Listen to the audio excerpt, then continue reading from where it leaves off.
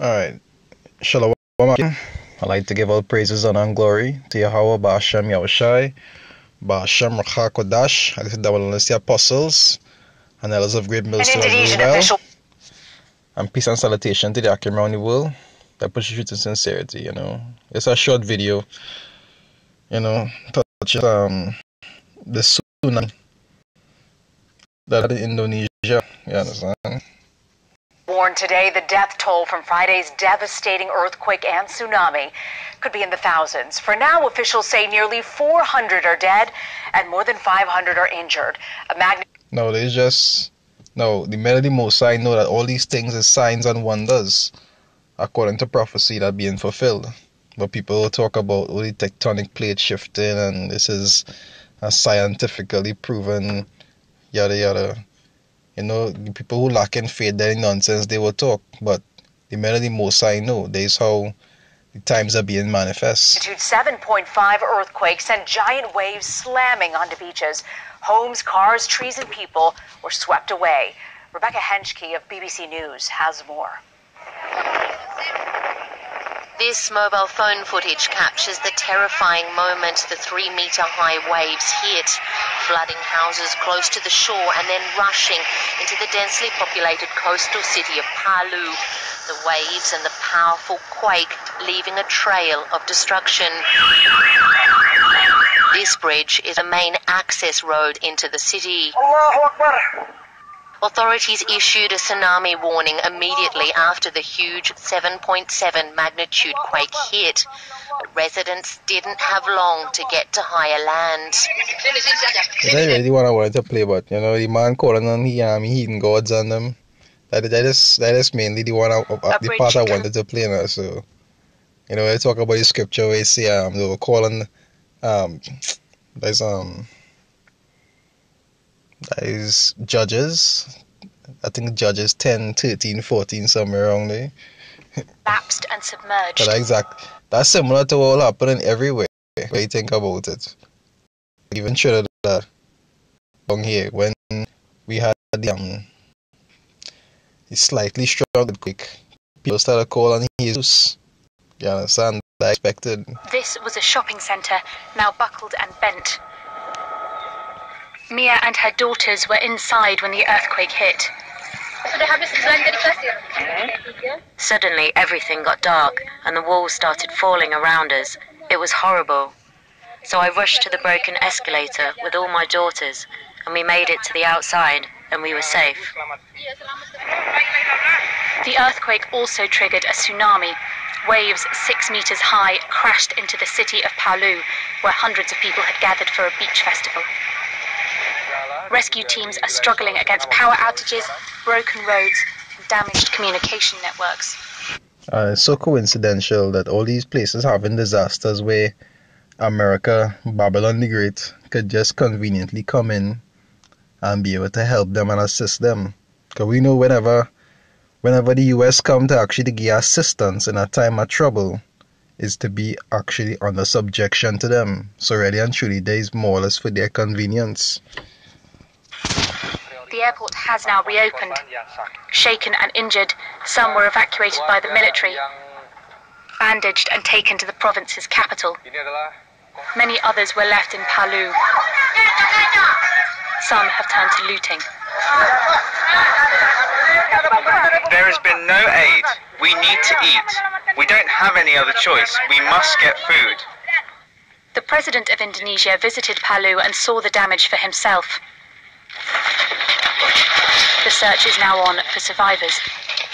This was once a hotel, but rescuers are now pulling bodies from the rubble. The scriptures say they just the beginning of sorrows, because there will come a time it will be so bad that it wouldn't anybody to try and get out of any holes. Yeah, instead of in a hole, we're going to stay in a hole, because first we will be troubled. More than 800 people are now known to be dead. Authorities haven't reached the epicenter of the earthquake, so that total is likely to rise. Caroline Davis, BBC News. The number confirmed dead following Friday's earthquake and tsunami in Indonesia has increased dramatically, with rescue workers warning it could rise further still. The country's disaster agency says at least 832 people have died, but with several areas still cut off, the full scale of the disaster is unclear. The quake struck the island of Sulawesi, triggering a tsunami which has left a scene of devastation in the city of Palu.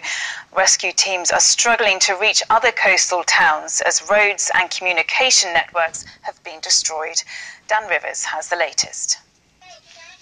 Visible as a faint line of... You see similar things like this happening to country after country after country. It had it recently with certain storms that pass, places like Puerto Rico Gate, places like the Dominican Gate, and other places being affected by things like famine. You're actually seeing it spreading on a wider scale to more and more places, and eventually nowhere will be spared. Foam on the horizon. The man filming from the top of a car park knew immediately what it meant.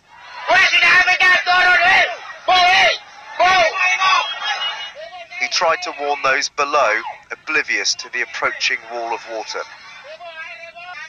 Cars are still driving along the beachside road as the first mighty wave hits.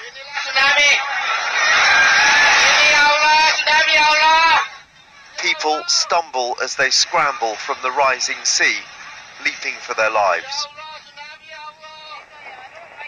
Then a second wave roars in with unstoppable momentum. Those watching panicking as it engulfs everything. The damage wrought not just by the speed but also by the volume of water, exerting the power of an entire ocean, or low-lying city of Palu.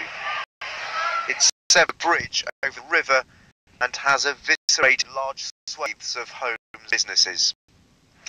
The death toll is already in the hundreds and is likely to rise further. After so many have lost so much, there have been some outbreaks of looting as people try to survive in a city without power, order or communications.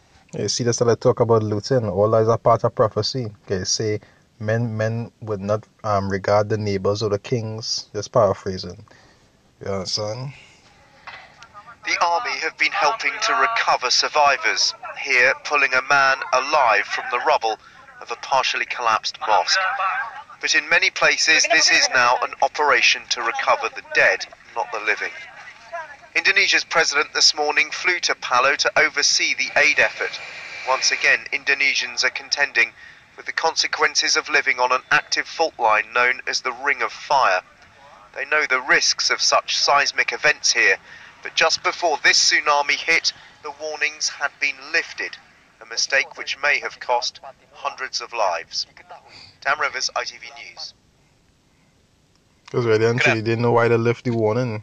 All of these things is a conspiracy.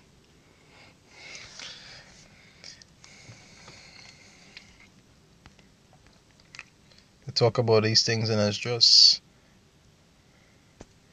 See, 2nd Esdras 9 verse 1, right? Say, he answered me then and said, measure thou the time diligently in itself, and when thou seest part of the signs pass, which I have told thee before, then thou shalt understand.